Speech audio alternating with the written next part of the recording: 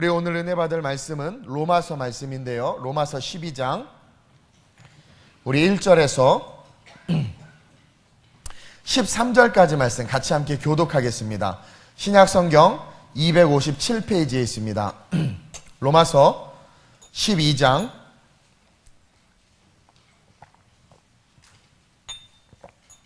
1절에서 13절입니다. 제가 먼저 봉독합니다. 로마서 12장 1절에서 13절입니다. 그러므로 형제들아 내가 하나님의 모든 자비하심으로 너희를 권하노니 너희 몸을 하나님이 기뻐하시는 거룩한 산 제물로 드리라. 이는 너희가 드릴 영적 예배니라.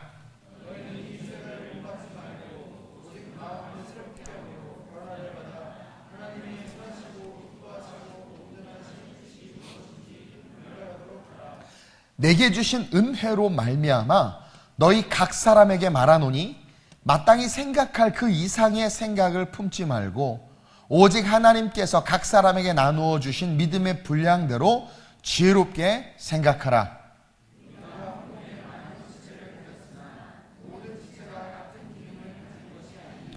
이와 같이 우리 많은 사람이 그리스도 안에서 한 몸이 되어 서로 지체가 되었느니라.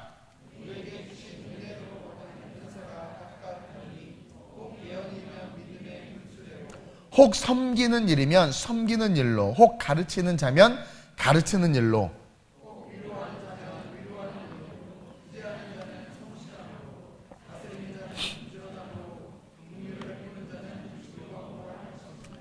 사랑에는 거짓이 없나니 악을 미워하고 선에 속하라.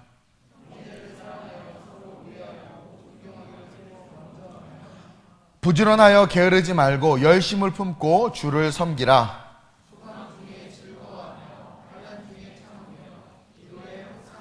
함께 성도들의 쓸 것을 공급하며 손 대접하기를 힘쓰라. 아멘. 따라합시다. 믿음이라는 능력의 삶. 그 어떤 교회에서 부흥회를 준비하고 이렇게 어떤 강사 목사님에게 부흥회 말씀을 증거해달라 이렇게 부탁을 한 거예요. 근데 그 목사님이 깜빡 까먹은 거야. 저도 가끔 깜빡 까먹을 때가 있거든요. 제일 황당했던 사건은 어떤 목사님이 주례인데 주례를 까먹고 있었던 거죠. 막 운동하는데 전화가 와서 받아보니까 뭐 하시냐고, 어디시냐고. 운동하는데 오늘 주례잖아요. 다소마 목사님 주례 잘했죠? 안 늦었어요. 요즘에 안 늦어요. 어쨌든 까먹으신 거예요. 그래가지고 말씀도 준비도 못하고 탁 하고 교회에 딱 갔는데 강대상에 딱 서자마자 하나님께서 그 목사님을 딱 잡으시고는 말씀 준비도 안 됐는데 그냥 성령의 감동으로 복음을 증거하게 했는데 다 은혜를 받았다는 거예요. 우리 수호 집사님이 그랬죠. 마지막 찬양 인도하면서 목사님을 위해서 주신 말씀을 위해서 기도합시다. 그러면 저를 위해서 기도해야 되는데 그 힘이 팍 느껴져야 되는데 다 돈 달라고 그러고 아들 잘 되게 해달라고 그러고 건강하게 해달라고, 이 문제 어떡하냐고. 아니 인도자가 이제 공예배 때 우리 목사님 말씀을 위해서 기도합시다. 그럼 다 같이 주여 우리 목사님 막 지혜를 주시고 능력을 주시고 말씀 가운데 나 은혜 받아야 합니다. 막 그러면서 하여튼 목사님의 입술을 통해서 내가 하나님의 음성을 듣기 막 이렇게 기도하면 하나님께서 저를 안 붙잡으실 수가 없죠. 근데 어느 목사님이 열심히 준비를 하고 왔는데도 딱 강대상에 올랐더니 썰렁하더래. 성도가 하나도 기도를 안 하니까 바라는 것이 없으니까 주지를 않는 거예요. 여러분 너무 중요해요. 오늘 문득 그 생각이 드는 거예요. 여러분 저를 위해서 기도해 주시길 주님의 이름으로 부탁드립니다. 아멘. 여러분들 대표 이제 예배 인도자들이 여러분들의 마음에 안 드는 기도 제목을 던져도 그 목적에 맞게 기도해야 기도가 하나가 딱 돼서 쫙 상달된단 말이에요. 우리 교회를 위해서 기도합시다. 근데 왜 가정을 위해서 기도해? 왜 남편을 위해서 기도해? 그러니까 막 올라가 가정, 막 남편. 응답이 안 되는 거예요. 뭐 어떤 제목을 딱 놓고 기도하면 타겟 기도라고 하는데 거기에 딱 집중을 하면 여기 100명이 모였단 말이에요. 100명이 주야 주의 종을 붙잡. 그러면 제가 어디 붙잡히지. 그렇죠? 말씀을 증거하지. 주야 교회를 한국교회가 딱 붙잡히지. 그렇죠? 근데 오늘날 너무나 따로 노는 거예요. 따로. 요즘에 모든 게 다 따로 놀잖아요. 따로 국밥이야. 집중해서 기도하고 집중해서 중보하는 그런 저와 여러분들이 됐으면 좋겠습니다. 저를 위해서 기도 많이 해주시길 주님의 이름으로 부탁드려요. 우리가 성경에서 제가 설교 제목을 뭐라고 했냐면 한 번 더 따라합시다. 믿음이라는 능력. 믿음 is ability. 믿음은 능력이에요. 우리가 성경에서 믿음이라고 할 때는 뭔가 성취되거나 바라는 것을 믿음이라고 하지 않아요. 그렇죠? 성경에서 믿음 그럴 때는요, 뭐가 성취됐어. 뭐가 내가 바라는 것들이 이루어졌어. 그것을 절대로 믿음이라고 하지 않아. 성경에서 믿음이라고 할 때는 바로 신앙 고백을 뜻해요. 그러니까 성경에서 말하는 믿음은 우리의 신앙 고백인 거예요. 주는 그리스도시요 살아계신 하나님의 아들이시며, 이게 믿음인 거예요. 오늘 마리아에 대해서 구역장 대학에서 나눴는데, 마리아가 가장 감사했던 게 뭐냐면, 마리아의 그 신앙의 모습 중에서 가장 귀한 게 뭐냐면, 그는 말씀을 그냥 받아들인 거야. 하나님의 말씀 그대로 받아들이는 거. 이게 너무나 중요하단 말이에요. 여러분, 믿음은요, 내 아이가 잘 되고 내 기도 응답이 이루어지고 내 사업이 풀리고 내가 아주 유명해지고, 이게 믿음 아니에요. 믿음은 신앙 고백이에요. 신앙 고백. 예수님이 하나님의 아들이고 그 예수님이 나를 위해서 십자가를 지시고 나를 위해서 죽으시고 나를 위해서 부활하신 하나님의 아들을 믿는 것이 믿음이고요. 그 믿음이 그 자체가 뭐가 되냐면 그게 능력이 된단 말이에요. 뭔가 목적을 이루기 위해서 바라는 것은 소망, 기대, 이런 거지 믿음이 아니란 말이에요. 믿음은 예수가 하나님의 아들이심을 믿는 거란 말이에요. 그래서 주님은 항상 뭐라고 말하냐면, 믿음이 있느냐, 그러니까 병든 자에게 믿음이 있느냐, 네가 구원받기를 원하느냐, 그러니까 네 믿음대로 될지어다. 그러니까 그 예수가 구세주라는 고백을 하는 순간 병이 견딜 수가 없는 거예요. 왜냐하면 그분은 창조주시니까. 그러니까 모든 질병이 날 줄로 믿습니다가 아니라 예수가 하나님의 아들임을 믿을 때 창조의 능력이 내 삶에 나타난다는 거예요. 이게 본질이라는 거예요. 본질. 근데 오늘날 다 세속화돼가지고 원하는 것을 바라고 간절히 구하면 주신다, 틀린 말은 아닌데, 본질이 없는 상태에서 간절하게 바란다는 거. 신앙 고백도 못해. 부활에 대해서 알지도 못해. 사두개인들은 천사도 인정하지 않고 부활도 인정하지 않은 사두. 이 두가 사망했어. 그러니까 사두개인이야. 육적인 것만 믿는 거야. 천사 안 믿어. 그러니까 영적인 걸 전혀 안 믿는 거예요.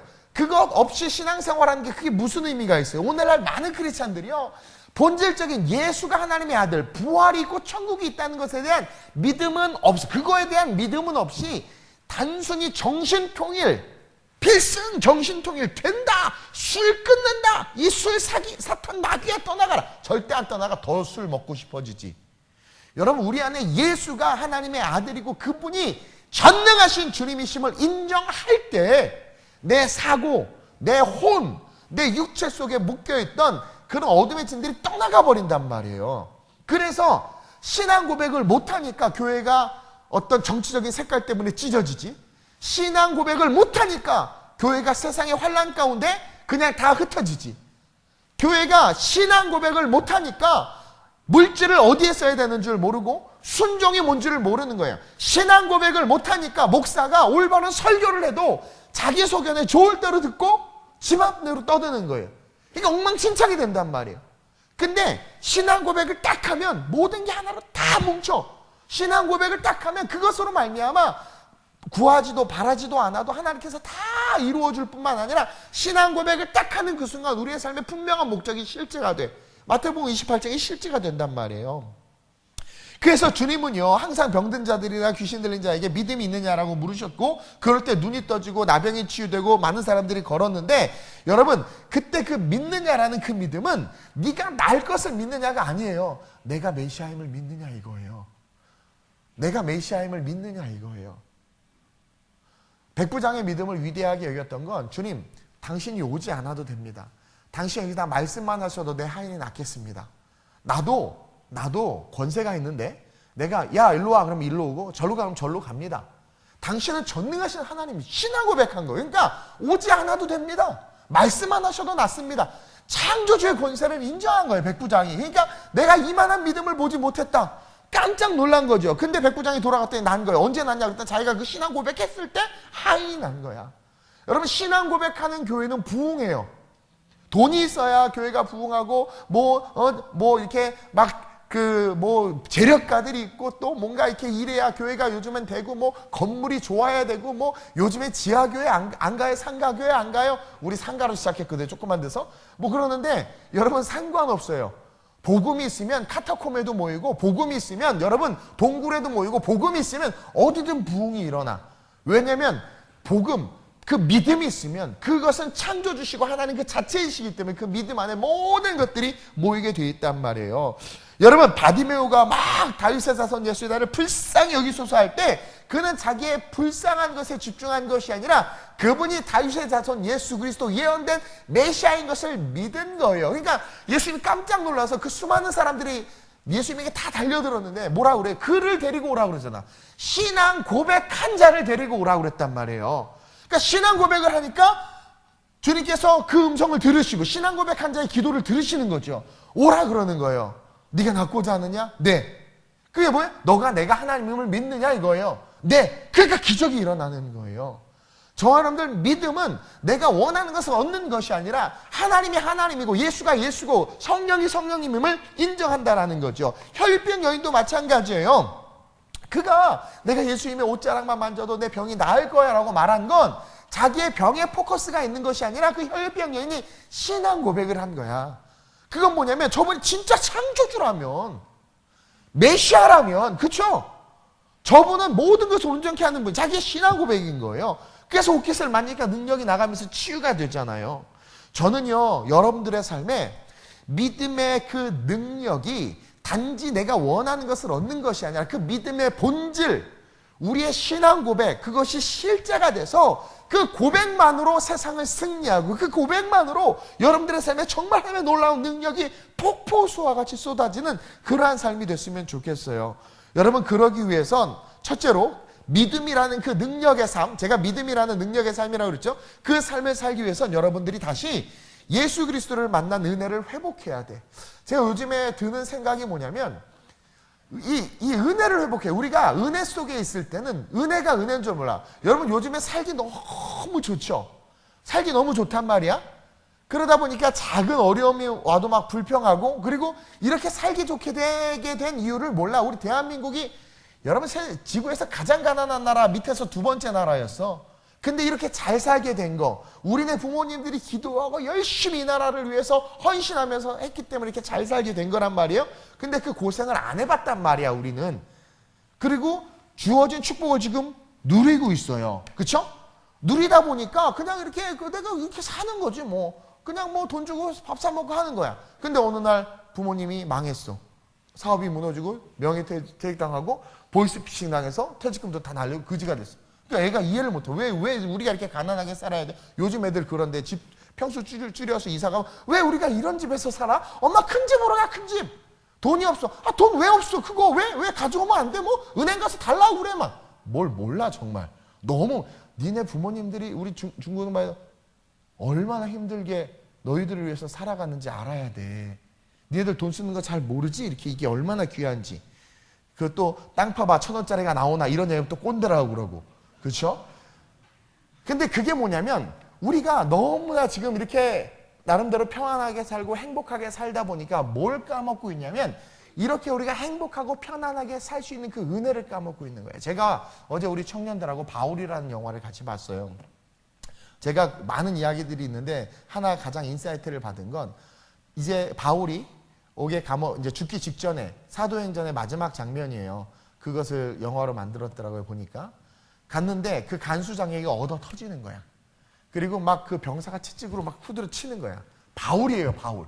그 위대한 바울. 영화를 보는 많은 사람들이 그 순간 그렇게 생각할 것 같아. 하나님 왜 안 지켜주시지? 아플 때 요즘에 무통주사도 있는데 그쵸? 아플 때 통증이 안 느껴지게 때려봐 막 통증이 안 느껴지게 하는 거야 막. 그리고 막 맞아도 안 아파 막.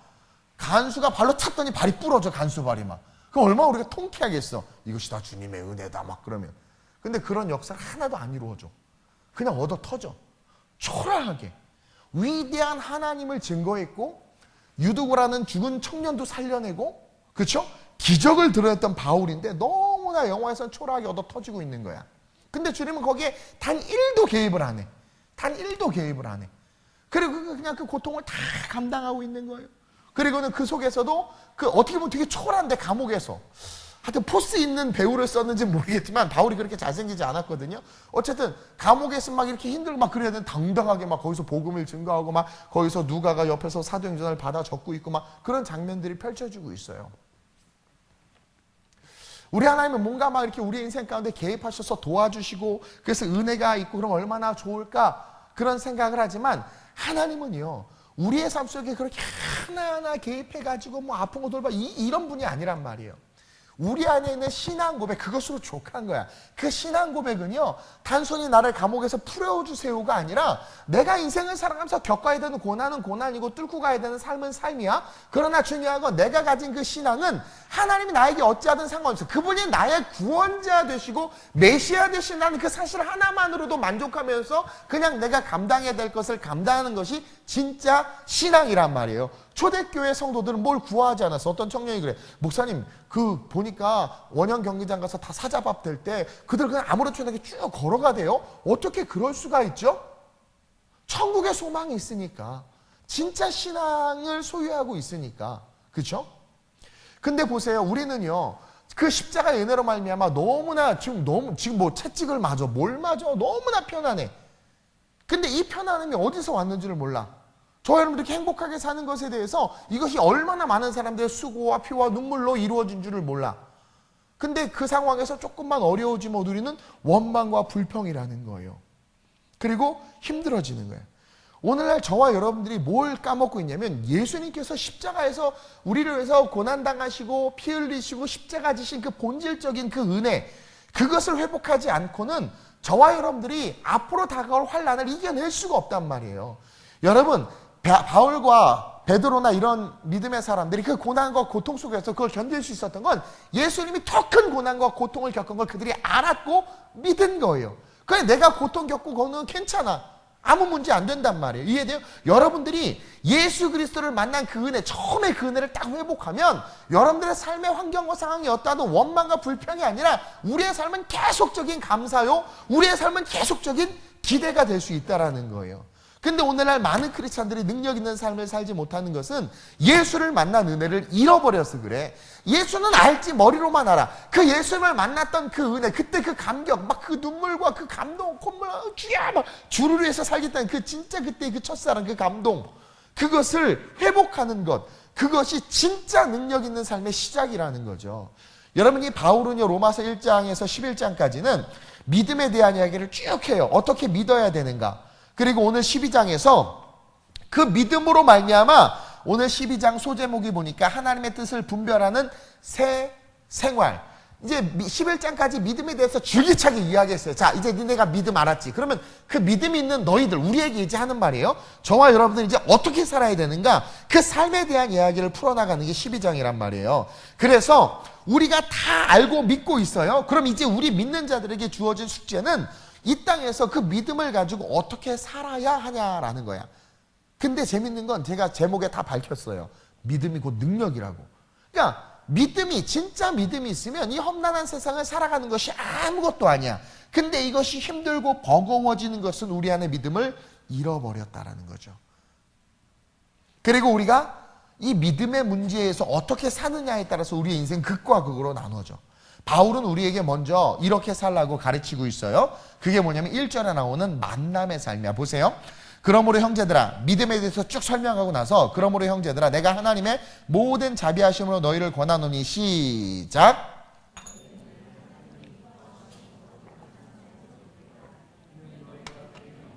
아멘. 이제 믿음을 가진 너희들이 살아야 될 그 삶의 시작은 뭐냐면 바로 뭐예요? 만남의 삶. 우리가 제물이 되는 거야. 다시 말하면 예배자가 되는 거야. 진정한 예배자가 되는 거야. 제물이 돼서 하나님 앞에 우리를 드림으로 하나님과의 만남이 있는 삶, 그러한 삶이 되어야 된다는 거예요. 저와 여러분들이 믿음이 있다라고 한다면 이제 우리는 믿음 속에서 하나님과의 만남을 삶이 되기 위해서 삶을 살아야 된다는 거죠. 제물이 된다는 것은요, 죄를 회개한다는 거예요. 그렇죠? 그리고 죄를 회개했다라는 것은 예배가 회복된다라는 것을 뜻해. 다시 말하면 믿음으로 말미암아 예수님이 나를 위해서 죽으시고 내 죄의 문제가 해결돼서 이제 우리는 하나님을 독대할 수 있고 하나님을 만날 수 있는 존재예요. 그럼 그 하나님을 독대할 수 있고 만날 수 있는 존재로서의 삶을 살아가는 것, 그 자체를 예배의 삶이라는 거죠. 그래서 진짜 믿음 있는 자들은 공예배를 사모할 수밖에 없는 거예요. 진짜 믿음 있는 자들은 내 영혼이 예배로 끌려. 물론 예배의 시스템이나 설교나 여러 가지 요소들도 우리에게 영향을 끼치는데 그걸 다 거두절미하고 하나님과의 만남, 그 믿음으로 말미암아 그 만남의 문제가 온전히 선 자들은 그것과 상관없이 건강하고 아름다운 하나님의 말씀이 선포되어지는 예배의 제단을 무조건 사모할 수밖에 없다라는 거예요. 세상에 치이고 병들고 아프고 가난하고 지친 우리의 삶이 예배 속에서만큼은 반드시 회복되고 고쳐지고 치유될 것을 믿는 믿음이 우리 안에 일어나는 거죠. 그래서 그런 믿음을 갖고 온 자들은 예배 속에서 진짜 어떤 역사가 일어나요? 치유와 치유와 회복의 역사가 일어나는 거야. 그게 믿음대로 된다라는 거예요. 가난한 힘들고 어려운 이 세상 가운데 하나님은 그 믿음이라는 것을 통해서 그 가난하고 힘들고 고통과 병 속에 있는 우리의 삶을 능히 승리하는 삶으로 바꿔놓을 수 있는 모든 축복을 이미 던져놓으신 거예요. 그리고 그 던져놓으신 필드인 그 예배 속에서 하나님께서 우리를 만나주시고 우리를 만져주심으로 말미암아 하나님과의 관계가 회복되어지고 누림으로 말미암아 우리의 삶이 어떻게 돼요? 정말 능력 있는 삶으로 세워질 수 있다는 것을 바울은 지금 이야기하는 거예요. 그러니까 우리가 예배의 삶이 되어야 2절의 삶이 가능해요. 2절 보세요. 2절 시작. 너희는 이 세대를 본받지 말고 오직 마음을 새롭게 함으로 변화를 받아 하나님의 선하시고 기뻐하시고 온전하신 뜻이 무엇인지를 분별하도록 하자. 자, 오늘 한국교회가 타락하는 이유가 뭐냐면 이 세대를 본받고 있어서 그래요. 저와 여러분들이 자꾸 지친다고 그래. 힘들다고 그래. 오메가3를 먹어도 힘이 안 난다고 그래. 왜냐면 마음을 새롭게 하지 못하는 거야. 마음이 병들어가고 있는 거야. 그쵸? 그러면 뭔가 새로운 비전과 꿈을 가지고 막 변화돼야 되는데 오늘 보세요. 변화가 안 되고 있어요. 저와 여러분들이. 왜 그러느냐? 하나님의 선하시고 기뻐하시고 온전한 뜻이 무엇인지를 몰라. 그러니까 하나님으로부터 온 존재인 우리는 하나님과의 관계가 회복되면 그 모든 것에 답을 알아서 우리의 삶이 세워지는데 하나님과의 관계가 깨지니까 그것이 회복되지 않으니까 우리는 2절과 같은 삶을 살 수가 없는 거예요. 그래서 인생이 힘들어지는 거야. 그래서 정말 저와 여러분들 1절 보세요. 형제들아 내가 하나님의 모든 자비하심으로 너희를 권하노니 너희 몸을 하나님이 기뻐하시는 거룩한 산 제물로 드리라. 믿음에 대해서 배웠지. 예수가 하나님의 아들이시고 너를 위해서 십자가 지신 걸 믿었지. 그렇다면 네 삶은 예배의 삶이어야 되는 거야. 산 제물로 하나님 계속 드려주는 영적 예배의 삶을 살아야 된다는 거야. 그러면 영적 예배의 삶을 살면 2절의 삶이 가능해져요. 이 세대를 본받지 않아. 그래도 제가 세속화 영역에서 물들지 않잖아. 이 세대를 본받지 않게 된단 말이에요. 또 뭐예요? 마음이 항상 새로워져. 예배 속에서 좌절하고 있다가 다시 또 새로워지고 그러지 말아야지. 그래 다시 일어나야지. 그게 된단 말이에요. 그리고 변화가 일어나. 우리의 삶의 변화가. 그러면서 깨달아 하나님의 선하시고 기뻐하시고 온전한 뜻이 무엇인지 알게 돼. 그러면서 내 삶의 방향이 그분을 향하게 되는 거예요. 그분을. 여러분들이 예배 속에서 어느 날 은혜를 경험하고 하나님과의 만남을 경험해 보셨죠? 여러분들이 힘들다라고 여겨지는 문제, 시련 아픔이 싹 사라지고 그저 감사와 기쁨이 넘치는 것을 우리는 기억해. 기억이 안 나나? 기억이 나죠? 안 나나? 그러잖아요. 힘들고 그분을 딱 만나고 하면 그 순간 위로가 되고 그냥 괜찮아. 주는 평안을 막 그냥 평안이 오는 거예요. 이게 영적 예배예요. 이런 주님과의 만남이 있는 이런 영적 예배를 드리는 우리의 심령이 되면 우리의 삶은 이제는 어떤 삶이 돼요? 능력 있는 삶으로, 능력을 구하지 않아도 그냥 그 살아가는 삶 자체가 능력 있는 삶으로 변화되는 거야. 여러분, 신앙생활의 시작은요, 믿음으로부터가 아니에요. 잘 들으세요. 신앙생활의 시작은 은혜로부터 시작되는 거야. 은혜를 딱 받는 거야. 대낮에 가늠하다 잡힌 여인이요, 예수님 십자가 처형당할 때 그 자리까지 쫓아가서 그 밑에서 펑펑 울고 있었어. 자, 그 여인이 3년이라는 인생을 예수님을 쫓아다니면서 수종 들면서 제자로서의 삶을 살았던 것은 돌 맞아 죽을 뻔한 자기 인생에 예수님께서 은혜를 주셨지. 손을 내밀어 주셨지. 그러니까 은혜를 받은 거야. 그러니까 은혜를 받으니까 너무 좋은 거죠. 그 은혜의 감동으로 말미암아 어떻게 돼요? 우리에게 시작되는 게 믿음의 생활이야. 그러니까 여러분 신앙생활은 믿음으로부터가 아니라 사실 은혜를 먼저 받아야 믿음이 생기는 거예요. 그리고 은혜가 있어야 믿음이 생기고 믿음이 있어야 행함이 있게 되고 그 믿음의 행함이 이루어질 때 기적이 일어나는 거예요. 근데 사실 우리는 다 은혜를 받았는데 그 은혜를 까먹은 거란 말이에요, 지금. 그러니까 은혜가 없는 상태에서 믿음이 있을 수 있겠어요? 그 믿음은 이제 나를 위한 믿음이야. 은혜가 있으면 그분을 위한 믿음이야. 은혜가 없으면 나를 위한 믿음이야. 은혜가 있으면 예물 드리는 게 기뻐. 은혜가 없으면 인색해져. 은혜가 있으면 그분을 위한 내 삶이 돼. 헌신과 열정이 일어나. 그러나 은혜가 없으면 신앙생활이 내가 뭔가를 얻기 위한 거야. 이해해요? 교회 냉장고 다 뒤져서 갖고 가고 기념품 나 뭐 다 갖고 가고 그리고 뭐 하여튼 뭐 의자 들고 가고 막 다 가져가려고. 근데 은혜가 있으면 빈 곳이 보이고 그 성전을 내가 채우고 싶고 뭔가 이렇게 헌신하고 싶단 말이에요.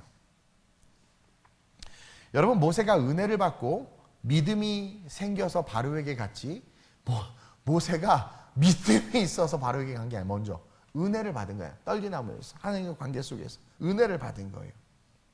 이게 여러분 성경의 핵심인데 성경의 메커니즘인데 하나님이 어느 날 찾아오셔서 은혜를 주시고 그 은혜 속에서 감동을 받아 믿음이 생기고 그 믿음 때문에 행동하니까 어떻게 돼요? 홍해가 갈라지는 거야. 기적이 일어나는 거예요. 이게 신앙의 메커니즘이란 말이에요. 근데 많은 사람들이 은혜를 받지 않은 채 은혜를 잃어버린 채 믿음만 강조하니까 은혜 없이 믿음으로 살고 은혜 없이 신앙생활 하려고 하니까 힘이 드는 거야.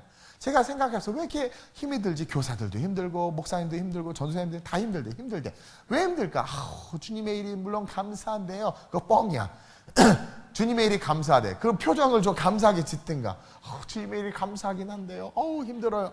다 뻥이고 구라예요. 왜 그러냐면 은혜가 없는 거야. 그러니까 은혜가 없는 믿음의 삶은 고통이에요. 그러니까 은혜를 받지 않은 채 그저 믿음을 강조하고 은혜 없이 믿음으로 살고 믿음으로 신앙생활하려고 하는 삶은 그냥 힘들어. 그리고 기쁨이 없어. 여러분 은혜가 먼저라는 거예요. 그러면 그 은혜는 어디에 있느냐? 우리가 산제물로 드려지는 곳에 있는 거예요. 은혜라는 것은 뭐예요? 값없이 주어진 선물이란 말이에요. 은혜는. 근데 그 은혜가 어떻게 주어졌어요? 예수님께서 산제물이 되셨어요. 십자가에서 우리를 위해서 죽으셨단 말이에요. 그래서 우리가 값없이 구원의 은혜를 받았어요. 그러면 은혜는 어디 있어요? 우리가 산제물이 될 때 은혜가 있는 거예요. 그럼 우리가 산제물이 된다는 거, 우리가 죽는다는 건가? 아니요. 예배 속에 들어가는 거. 우리가 예배 속에 들어갈 때 은혜가 있는 거예요. 그러니까 여러분들 예배를 어쩌든 사모해야 되는 거예요.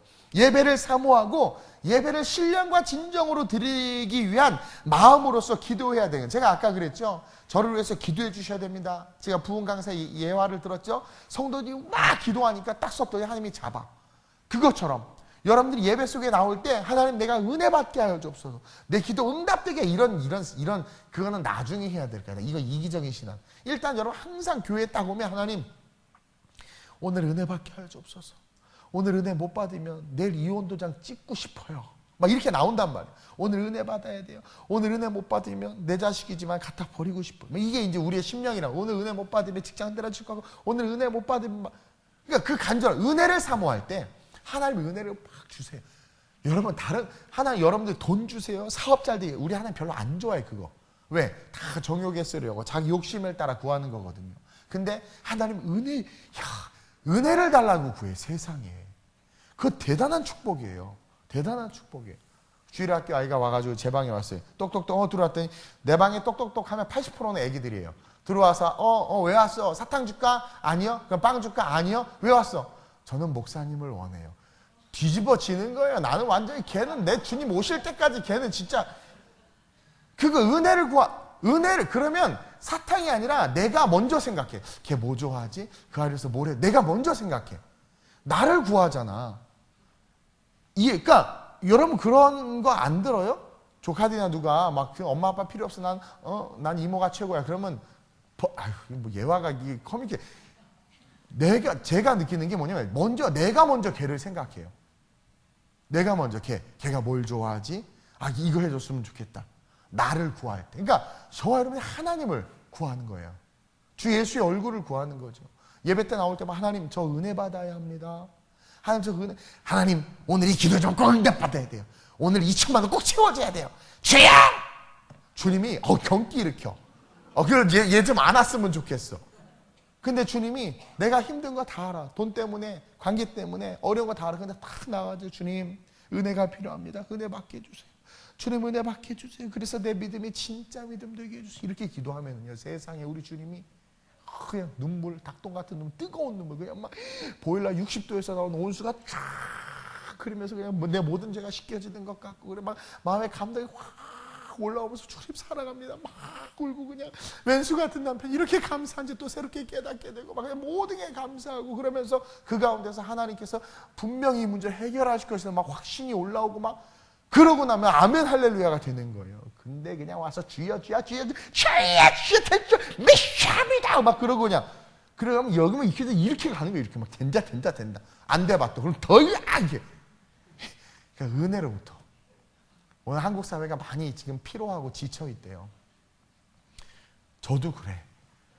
뭐가 필요한가 묵상하는데 은혜야. 은혜 아니 은혜로다. 그만합시다. 노래도 안 나오고 목도 아프고. 은혜를 구하는 저와 여러분들 되시. 그래서 오늘 특별히 이 밤에 기도할 때 하나님 메마른 내 심령에 은혜를 주옵소서. 제가 여러 번 이야기하잖아요. 요즘에 지금 눈도 안 오고 비도 안 오고 다 하천이 다 메말라. 건천, 마른 하천을 건천이라고 그러죠. 분명히 물길은 있어.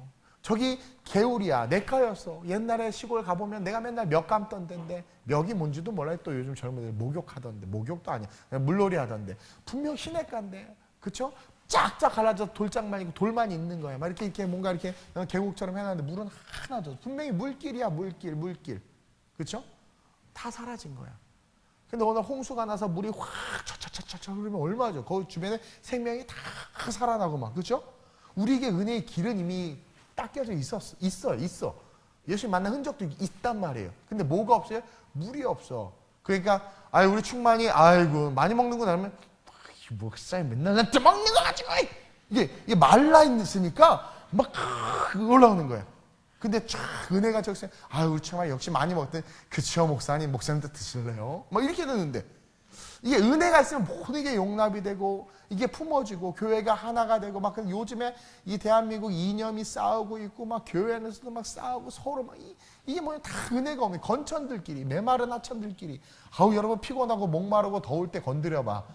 엄마 딸도 없어요. 그때는 막 난리가 나는 거야. 근데 은혜가 충만하니까, 은혜가 충만하면 모든 게 화평케 되는 거예요.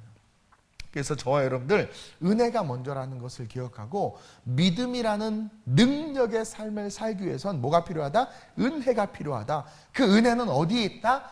산재물. 우리가 산재물이 될 때, 다시 말하면 산재물은 내가 죽는 거예요. 온전한 예배자가 될 때 그 예배 속에 있다. 그런 예배를 드리는 그런 저와 여러분들이 됐으면 좋겠습니다. 그러면서 둘째로, 이 믿음이라는 능력의 삶을 살기 위해서는요, 이제 그 산제사, 정말 은혜를 사모하는 예배를 드리면서 동시에 둘째로 믿음의 분량이라는 것을 생각해야 돼. 믿음의 분량. 여러분, 예수님을 보면, 그 사복음서에 보면 예수님의 표적을 보고 수많은 사람들이 예수님에게 왔어요. 그래서 예수님은 그들을 빈들에서 가르치기도 하고 이렇게 데리고 다니면서 교육시키기도 했어요. 자, 이제 어느 날 광야에서 수많은 사람들이 모여서 말씀을 듣는데 배가 고픈 거야. 저녁 식사 시간이 된 거야. 그래서 예수님이 고민을 하는 거죠. 그러면서 빌립에게 물어요. 우리가 다 아는 내용이에요. 우리가 어디서 떡을 사서 이 사람들에게 먹일까? 남자 하면 5,000명이 쫙 앉아 있는 거야. 자, 여기서 우리가 뭘 기억해야 되냐면, 예수님이요, 말씀을 막 가르쳤단 말이에요. 수많은 사람들이 모여있어요. 제가 어제도 우리 송민아 간사님에게 목요일 날에 이제 우리 청년들 모이기로 했는데, 교회학교 막 빠지고, 이제 교회학교가 우선이라고 그러고, 갈 사람 다 가고, 그냥 순수한 청년들만 오라고 했더니 한 20명도 안 되더라고.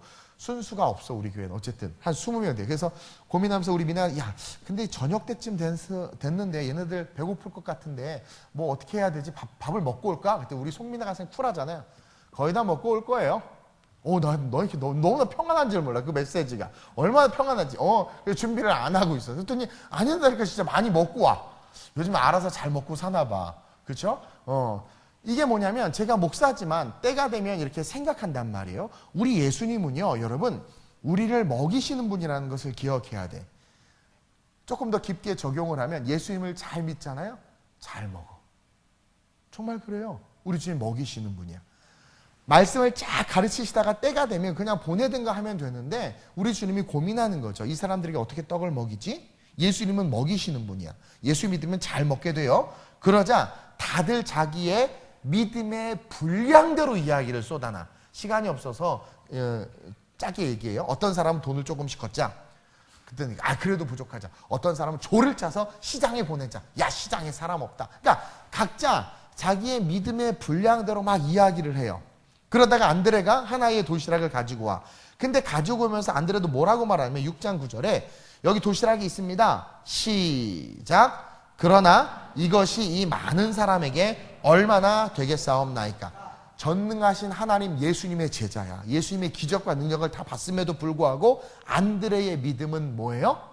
그냥 이 도시락을 가져오지만 예수님 하나님 앞에 드리는데 하나님이 뭐 내가 40일 작전 기도했지만 내 사업 우리 하나님 뭐 일으키실 수 있겠어요? 뭐 이런 거예요. 그러니까 쉽게 말하면 믿음의 분량만큼 하나님 앞에 고백하는 거야. 얼마나 되겠습니까? 근데 주님은 딱 됐다 그러고는 사람들 앉으라고 하더니 막 나눠주기 시작하는 거야. 여러분 우리가 예수님을 제대로 만나고 그분에 대한 분명한 신앙 고백을 했다면 우리의 생각은 이제 그 신앙 고백 안에서의 생각이 돼야 돼. 그 얘기는 뭐냐면 예수님은요, 우리가 신앙 고백한 그 신앙 고백은 예수님은 전능하신 분이잖아요. 그러면 그분 안에 있다면 우리의 신앙의 믿음의 분량은 전능의 수준에까지 이르러야 돼. 그러니까 그분이 전능하심을 믿어야 돼. 없는 것을 있는 것처럼 부르시는 분임을 믿고 그분 앞에 고백한 우리의 모든 고백은 그분의 스펙만큼, 그분의 능력만큼 구할 수 있는 그 믿음의 분량이 돼야 된다는 거예요. 근데 안드레는 어떻게 됐어요? 이게 무슨 도움이 될까요? 어떤 사람은 이게 헌금하면서 목사님 이거 1,000원인데 이거 이번에 12주년에 뭐 떡집 어떻게 좀 도움이 될까요? 물론 도움 안 돼, 1,000원. 그렇죠? 근데 우리 하나님은 그 1,000원을 어떻게 쓰실 수 있는 분이세요? 상상하지 못하게 쓰실 수 있는 분이라는 믿음이 있어야 되는데 목사님들도 뭐야? 이거 뭘 어떻게 하라고? 나도 옛날에 그런 적 있어. 우리 교회가 처음 개척했는데요. 개척하고 돈이 없어서 우리는 십자가탑을 못 세웠어. 그 건물 위에. 나 그게 너무 서러운 거야. 교회는 개척을 해놨는데 십자가가 없으니까 고민하고 그래서 기도 제목을 냈더니 누가 헌금을 했어. 목적으로 십자가탑을 세워주세요. 얼마 들어있었죠? 5,000원인가? 나 지금 열어보고 너무나 좌절과 절망이 와가지고 5,000원을 십자가탑을 세우란다. 레고를 사서 세워야 되나? 미국에서 그런 일이 있었잖아요.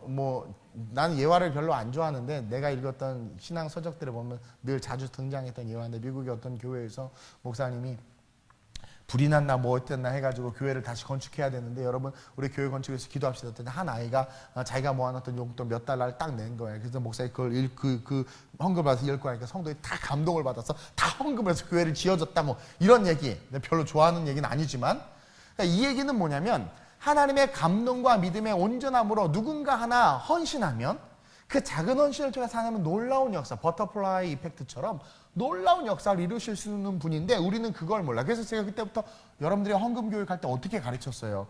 1,000원을 하든 5,000원을 하든 금액보다 더 중요한 것은 우리의 신앙과 마음이다라고 하면서 헌금에 다 글을 쓰라고 가르쳤단 말이에요. 왜냐하면 진실된 예물은 하나님의 움직이는 손, 역사의 손이 역사하는 손이 우리의 삶으로 들어와서 만지실 수 있게 하는 통로이 돼. 그래서 그 5,000으로 십자가탑 세웠어요, 우리. 내 필리핀에 개척하면서 필리핀 선교센터 세워야 된다고 한국에 이제 저 와가지고 막 이거 계약금이 얼마인데 이게 어떡하죠? 그러면 그 얘기가 뭐예요? 계약금 좀 보내주거나 어떻게 좀 마련해 달라는 거 아니에요? 근데 그분이 네 기도하겠습니다 할렐루야 하고 끊는 거야. 와 얼마나 섭섭하든지 그렇죠? 물질로 좀 도와줘. 그래서 그 다음부터는 절대로 사람에게 도움을 구하지 않아. 무릎 꿇고 하나님에게 구하지. 근데 결국 어떻게 돼서 하나님의 방법으로 믿음으로 구하니까 다 해결되고. 나도 지금요 우리 교회 재정이 어떻게 그렇게 채워졌는지 누가 채워졌는지 모르겠어요. 근데 정말 신기하게 채워져요. 그래서 우리 교회는 목적 헌금이라는 제도가 만들어진 거고 그렇게 제가 헌금을 읽는 이유가 사실은 그거란 말이에요. 내 믿음의 분량만큼 하나님 역사하세요. 믿음의 분량만큼. 전능하신 하나님 옆에 있으면서도 우리의 믿음이 얼마나 초라한지 우리 스스로 돌아봐야 돼요. 아까도 이야기했지만 마가복음 10장에 디메오의 아들 바디메오 등장하잖아요. 그는 예수님이 누군지를 분명히 알았어요. 그래서 다윗 사선 예수의 나를 불쌍히 여기소서 신앙 고백하는 거예요. 여러분 눈이 이게 태어남부터 소경인데 이게 눈을 뜰 수 있다고 어떻게 생각을 하겠어요? 근데 불가능을 가능케 하는 생각이 그에게 있을 수 있었던 건 그가 예수를 알아가면 알아갈수록 그 안에 믿음이 막 이루 말할 수 없이 성장하는 거예요. 제가 우스갯소리로 지금 성악을 해도 내가 파바로티를 능가하고 내가 지금 사업을 해도 세계 최고의 재벌이 될 수 있다고 말하는 건 재벌이 되느냐 안 되느냐가 중요하지 않아요. 내 안에 있는 믿음은 그만큼 믿음의 분량이 크다란 말이에요. 난 우리 교회에서 대통령도 나왔으면 좋겠고 정치경제상의 지도자들이 나왔으면 좋겠어요. 근데 내 믿음은요, 그것이 나올 수 있다는 믿음으로 그만큼 성장해 있는 거예요. 그러니까 할 수 있거든요. 무슨 말이냐? 믿는 자에게 능치 못할 것이 없다. 그 믿음이 여러분들에게 있냔 말이에요. 그리고 저는요, 내가 믿음이 있지만 그 믿음대로 되지 않아도 괜찮아요. 왜냐면 나의 믿음의 궁극은 천국이거든요. 하나님의 뜻 가운데 하나님께서 허락하지 않으면 안 되는 거예요. 바울이 그렇게 능력이 있었는데도 불구하고 간질병 고쳐달라고 하니까 주님이 네 은혜가 족하다고 하잖아요. 안 고쳐줘요. 믿음으로 될 것을 믿습니다 했지만 안 돼. 그래도 상관없어. 그거 안 고쳐줘서 삐졌다고 바울이 전도하고 에베소 교회를 이슬람에게 팔아버리고 튀었어요? 전혀 안 그랬어요. 열심으로 더 그냥 주의를 감당했어요. 왜? 바울의 궁극적인 목적은 천국이에요. 천국을 바라보면서 걸어가는데 믿음으로 이도전 저도전하고 이것저것 구하지만 주셔도 하나님의 뜻이고 안 주셔도 하나님의 뜻이야. 그것에 의해서 내 신앙이 흔들리는 것이 아니라 내 믿음의 고백은 온전히 그리스도이기 때문에 그분만 보고 걸어가는 거예요. 그러니까 외쳤는데 우리 주님은 그 신앙 고백을 통해서 믿음의 고백이 능력이다 그랬죠? 믿음의 고백을 하니까 또 고쳐주셔. 여러분들이 정말 예수님을 하나님의 아들이자 하나님으로 믿는다면 그 믿음을 갖고 있기에 여러분들이 살아가는 삶의 믿음의 태도, 행동은 뭐가 있냐라는 거야. 주님은 분명히 이 산을 들어 저리로 옮겨라 해도 옮겨질 것이라고 했어요. 여러분들이 진정한 신앙 고백하는 새의 믿음은 히브리서 11장 1절 시작. 믿음은 바라는 것들의 실상이요 보이지 않는 것들의 증거니가 되는 거예요. 아멘? 진짜 믿음이 있다면 바라는 것들의 실상이요 보이지 않는 것 증거니가 되는 거예요. 그러니까 그게 실상이 되는 것이고 그게 증거가 되는 거예요. 시편 81편에 보면 10절 11절이에요. 시작.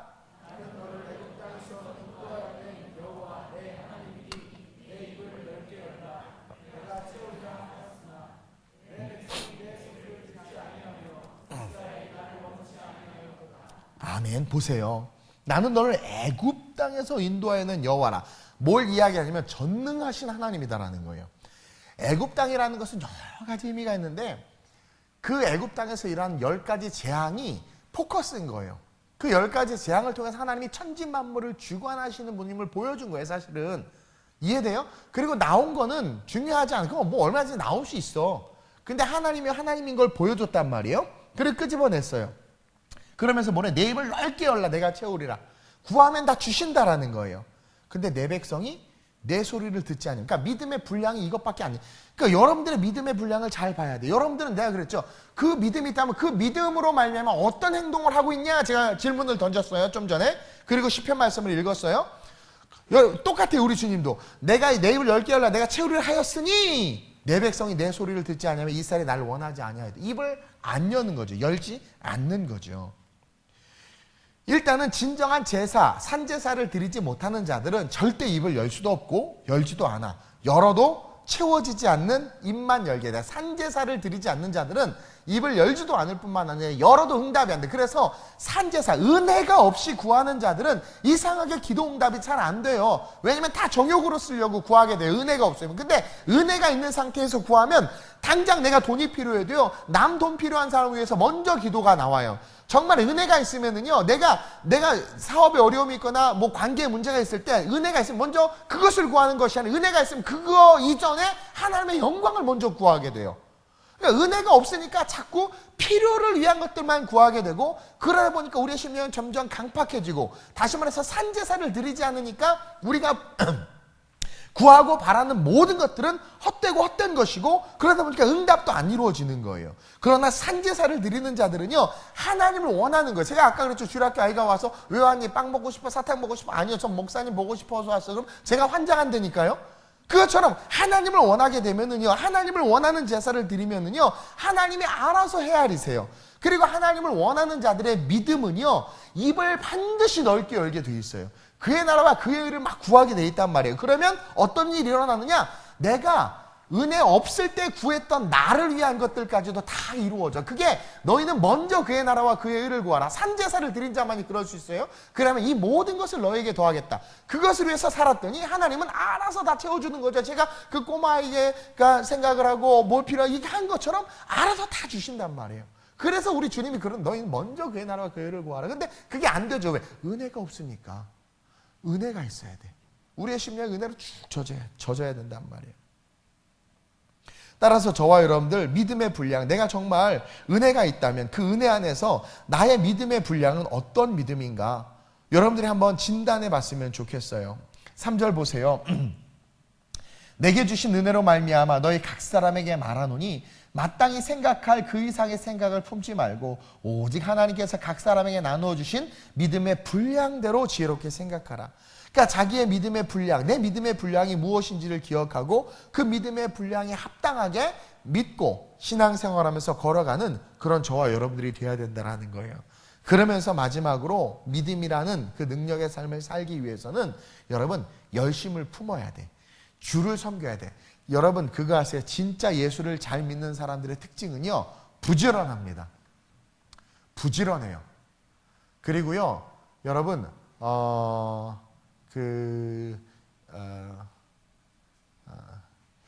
이 발전하는 나라, 성장하는 나라의 특징은요, 경쟁이 있는 나라예요. 경쟁이 있어야 성장해요. 저는 창세기를 읽다가 나중에 기회 되면 한번 설교를 할 텐데, 하나님 많은 민족을 만들고 그 민족끼리 다투고 경쟁하고 싸우게 하셨는데 그것을 통해서 성장해. 성장. 그래서 시장 경제 체제는 아주 유익한 하나님의 경제 방법이에요, 사실은. 근데 그것이 없어지면 어떻게 되느냐?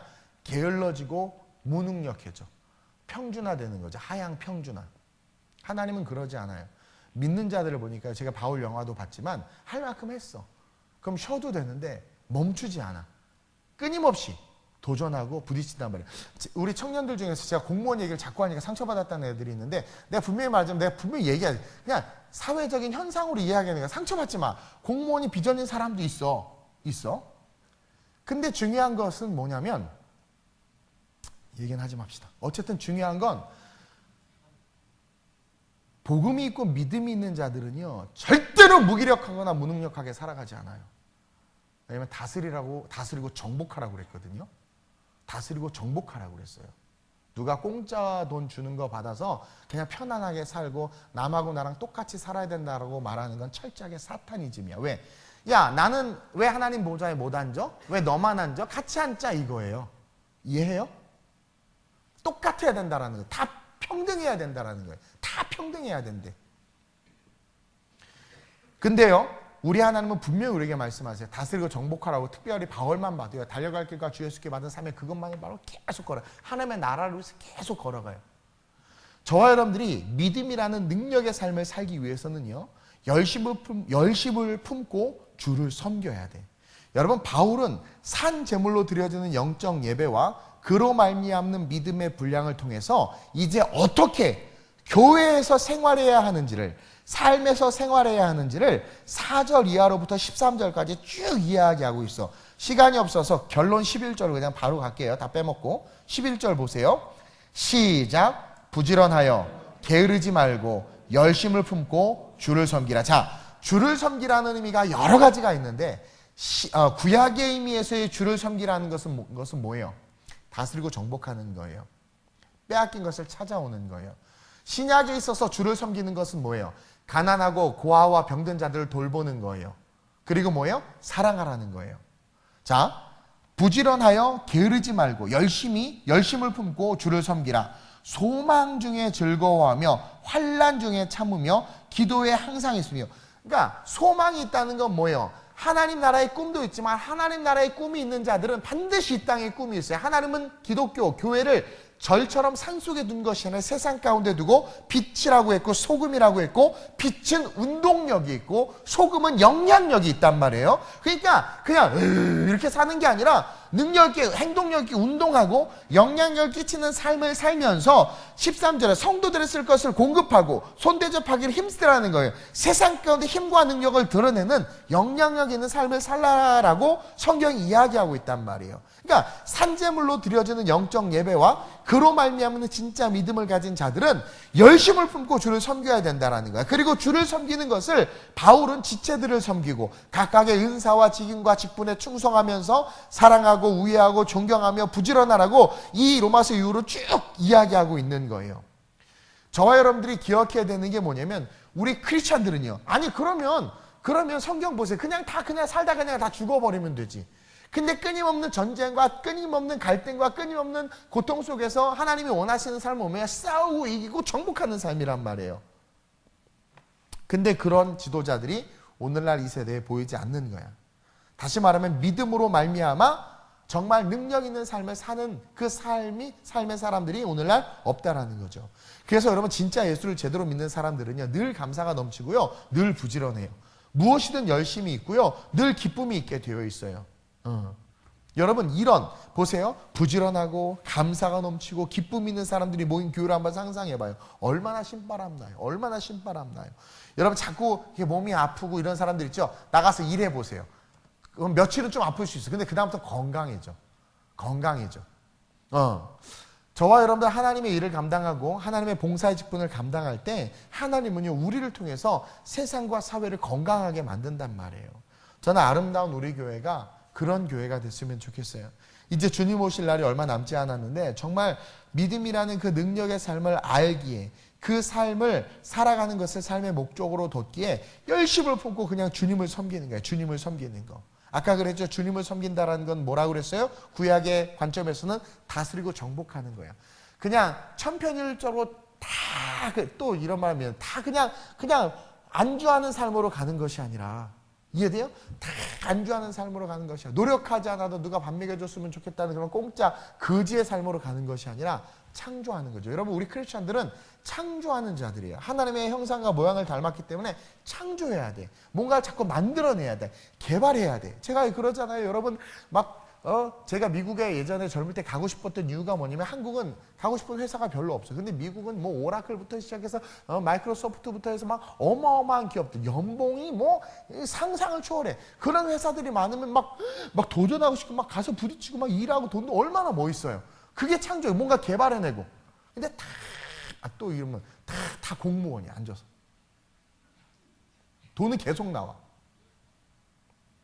그것에 우리 크리스찬들이 안주하고 그거로 가고 있단 말이에요. 오늘 뉴스 보니까 요번에 공무원 또 3만 명인가 30만 명인가 9만 명인가 뭐 충원하다 보니까 퇴직자들 그다음에 실직자들도 다 공무원 시험 준비한대. 아주 그냥 박 터지게 생겼어. 도대체.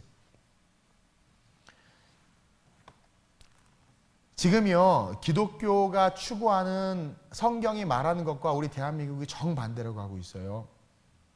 하나님이 우리에게 원하시는 삶은요 창조적 삶이에요. 그 창조적 삶으로 살아갈 수 있는 자들은 어떠한 자들이냐? 신령과 진정으로 하나님을 예배하는 자들. 그러니까 여러분 제가 막 성교적 삶을 살고 싶고 막 이렇게 열방에서 뛰어나가고 싶은 이유가 뭐예요? 그리스도 안에서 창조적 삶이 내 안에 있기 때문에 그런 거예요. 어제 또 한 친구가 그런 걸 물어봐요. 자기가 있는 삶의 환경에서 레즈비언도 있고 뭐 동성애자도 있고 뭐 마약한 사람도 있고 이런 사람들 어떻게 해야 되냐고 물어. 사랑해야 돼. 우리 다 사랑해야 돼. 정말 다 사랑해야 돼요. 뭔지 알아요? 다 품고 해야 돼. 그러나 그것이 죄라는 것은 가르쳐줘야 되잖아요. 안 그래요? 그러니까 죄는 미워하고 사람은 사랑해야 돼. 주님은 다 받아줬어. 근데 지금 세상은 뭐라고 말해요? 죄라고 지적하면 안 된대잖아. 그게 죄가 아니라고 말해야 된대잖아요. 이게 뭐냐면 하나님을 거스르는 거거든요.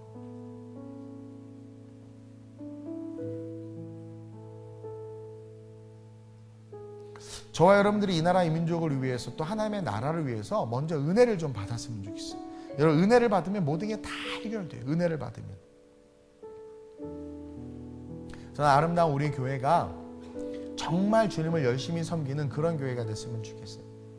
주님을 열심히 섬기려고 하면 열심히 섬기려는 그 마음, 그 믿음으로 말미암아 하나님은요 정말 여러분들이 원하는 그거 주세요. 건강도 주시고 물질도 주시고 사람도 붙여주시고 환경도 열어주고. 아니 일하려고 하는데 하나님이 안 주시겠어요? 지금도 내가 누구를 보내며 누가 우리를 위하여 갈고 이러고 있는데, 나에게 주신 이 교회, 산재물로 주님과의 만남이 있는 이 교회, 하나님 이 교회에서 내가 영적인 예배를 드리게 하시고 내 심령이 뜨거워져서 내 믿음이 정말 능력 있는 믿음으로 세워지고 그 능력 있는 믿음으로 말미암아 정말 주님을 섬기는 일에 최선을 다해서 삶을 살아갈 수 있는 그런 진짜 크리스찬들이 될 수 있게 해달라고, 부지런하여 게으르지 않고 열심을 품고 주를 섬기게 해달라고, 다스리고 정복하고 가난한 자와 고아와 과부를 돌보며 내 이웃을 내 몸과 같이 사랑하는 그 섬김, 소망 중에 즐거워하는 거죠. 막 끊임없는 비전이 넘쳐나는 거죠. 환난 중에 참는 거예요. 왜냐하면 영원한 천국이 있으니까.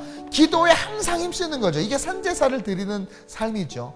성도들의 쓸 것을 공급하며 손대접하기를 힘쓰라. 나는 제가 옛날에 공부할 때, 제가 옛날에 사업하고 싶었던 이유가 뭐냐면 벌어서 남 주고 싶어서 그래. 내가 우리 청년들한테 자주 얘기하죠. 왜 공부하니? 남 주려고. 왜 돈 버니? 남 주기 위해서. 저는 그 마음이 있었어요. 제가 사업을 하고 벤처기업을 하고 하면서 돈을 많이 벌면 난 진짜 막 베풀어야지. 그래서 전에 사업할 때 막 후배들을 위해서 회사도 차려주려고 했고 막 끌어주려고 막 그랬단 말이에요. 베푸는 거. 아니 뭐 가지고 가봐야 하나도 못 갖고 가는데 베풀기 위한 삶을 살 때 그때부터 위대해진단 말이에요. 그런 저와 여러분들이 좀 됐으면 좋겠습니다. 자, 우리가 오늘 이 설교 제목을 다시 한번 따라했으면 좋겠는데, 따라합시다. 믿음이라는 능력의 삶. 자, 믿음이 있으면 능력의 삶이 될 수밖에 없어요. 근데 우리는 믿음이 있다고 하는 우리의 삶이 별로 능력이 없어. 왜 그런가 가만히 봤더니 이 믿음이 이기적인 믿음이야. 왜 이기적인 믿음인가 들여다봤더니 은혜가 없어. 그래서 은혜로부터 시작하자라는 거야. 은혜를 받으면, 우리의 건천에 은혜의 강줄기가 흐르기 시작하면 짝짝 갈라진 마음들이 딱 붙어요. 그리고 생명이 살아나 사람들을 품을 수 있을 만큼 은혜가 있으면 우리의 삶이 풍성해져요. 그리고 은혜가 있는 상태에서 내가 산제사가 돼서 산제물이 돼서 예배를 드리는 삶이 돼서 그렇게 은혜가 있어서 그 은혜 속에 있는 믿음이 일어나기 시작하고, 그 믿음은 진짜 믿음이야. 무엇을 구하는? 주님을 구하는. 그리고 주님을 구하는 믿음으로 성장, 그 믿음의 분량이 막 자라나기 시작하면 그 자체가 세상에서는 뭐로 보이느냐? 능력으로 보인단 말이에요. 그래서 그 믿음이 자라가서 고백했던 디메오의 아들 바디메오는 눈을 떴잖아. 거지로 살았지만 믿음을 포기하지 않았단 말이에요. 그러니까 믿음을 절대로 저와 여러분들 포기하지 않아요. 은혜가 있는 자들은 믿음이 있고 그 믿음은 반드시 역사하는 능력이 된다는 것을 저와 여러분들이 기억하고, 오늘 이 밤에 하나님 내게 은혜를 주옵소서, 십자가의 그 은혜가 다시 한번 내게 실제가 될 수 있게 해달라고 기도해야 돼요.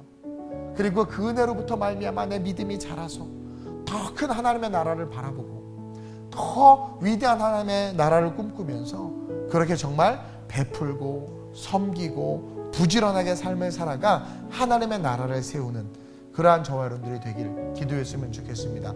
청년들, 제가 그랬죠. 게으른 건 잠을 많이 자는 게 게으른 거 아니에요. 잠 많이 자도 돼. 게으른 건 뭐라고 그랬어요? 내가 해야 될 걸 하지 않는 게 게으른 거예요. 게으른 학생은 뭐냐면 학교 안 가는 애들이 게으른 애들이야. 쉽게 말하면 학생이 학교를 가야지. 게으른 신앙은 뭐예요? 예배 늦는 신앙이 아니라 게으른 신앙은 뭐예요? 예배를 안 나오는 거죠. 그러니까 해야 될 걸 안 하는 게 게으른 거예요. 우리 주님은 게으르지 않으셨어요. 해야 될 것을 부지런히 하셨습니다. 저와 여러분들도 그랬으면 좋겠습니다. 믿음이라는 능력의 삶으로 저와 여러분들이 일어나서 지금 어둠을 향해 달려가고 있는 이 세대 속에서 여러분들이 빛이 되고 희망이 되고 소망이 됐으면 좋겠어요. 다시 교회가 회복돼야 돼. 여러분, 교회는요 도덕과 윤리로 절대로 회복되지 않아요. 제가 이번에 EMT에서 종교개혁 다시 한번 준비하면서 깨닫는 건데, 교회가 사람들이 나라가 회복되는 건 도덕 윤리로 절대로 되지 않더라고. 말씀이 살아날 때 회복되더라고. 말씀이 살아나야 회복되더라고. 아무리 잘해주고 친절 베풀고 사랑한다고 하고 밥 사줘도 안 돼요. 말씀이 살아나야 회복이 돼. 그래서 그 말씀으로 저와 여러분들이 오늘 이 밤에 살아날 수 있기를 소망하면서 우리 이 찬양 한번 부르고 같이 한번 합심으로 뜨겁게 기도했으면 좋겠습니다. 다시 한번 오늘 이 밤에 다시 한번 내 심령에 부흥을 주소서, 은혜를 부어주소서, 주님 보게 하소서. 주 예수의 얼굴을 구하며 주 예수의 얼굴을 구하며 예배하는 세대 일어나 주 위에 살며 주 위에 죽으니 이것이 우리의 부르심 살기 위해 주 따르지 않고 죽기 위해 주를 여러분 이게 믿음이에요. 은혜의 믿음이에요. 주를 따르는 이유가 내 가진 것 모두 주를 위해 드리리 주님의 일 행하시옵소서 다시 한번 부흥을 주소서 주의 나라가 이 땅에 다시 세워지는 그 영광을 우리 보게 하소서 주 예수의 영광을 다시 한번 부흥을 주소서 주의 나라가 이 땅에 다시 세워지는 그 영광을 우리 보게 하소서 주 예수의 영광 오늘 이 밤에 은혜를 놓고 한번 기도했으면 좋겠어요. 여러분 은혜가 먼저 필요해요. 은혜가 없는 사람은 신경이 날카롭고 은혜가 없는 사람은 삶이 퍽퍽하거든요. 그리고 은혜가 없는 사람이 구하는 모든 간구는 사실 하나님께서 그닥 기뻐하지도 않고 잘 들어주시지도 않아요. 은혜가 없이 구하는 것은 이기적인 것이 될 수밖에 없습니다. 오늘 믿음이라는 그 능력의 삶 우리에게 주신 축복인데 하나도 능력 없이 살고 있는 것 같습니다. 다시 그 믿음이라는 능력의 삶 그 삶이 회복되기 위하여 그 시작점이 은혜라는 것을 배웠사오니 하나님 내가 거룩한 산재물 되게 하소서 말씀 안에 죽게 하시고 내 혈기와 나의 나된 모습 다 죽게 하시고 신령과 진정으로 예배함으로 하나님과의 만남 속에 은혜가 회복되게 하소서 내 은혜 속에 흐르는 그 강물로 내 신앙과 믿음이 성장하게 하시고 그러므로 말미암아 주를 섬기되 더욱 열심히 섬기며 나라와 민족과 열방을 위하여 그의 나라와 그의 의를 위하여 살아갈 수 있는 우리의 삶이 될 수 있게 해달라고 먼저 기도하고 각자의 기도 제목 놓고 우리 시간 주님을 3번 부르고 합심으로 전심으로 기도합니다. 주여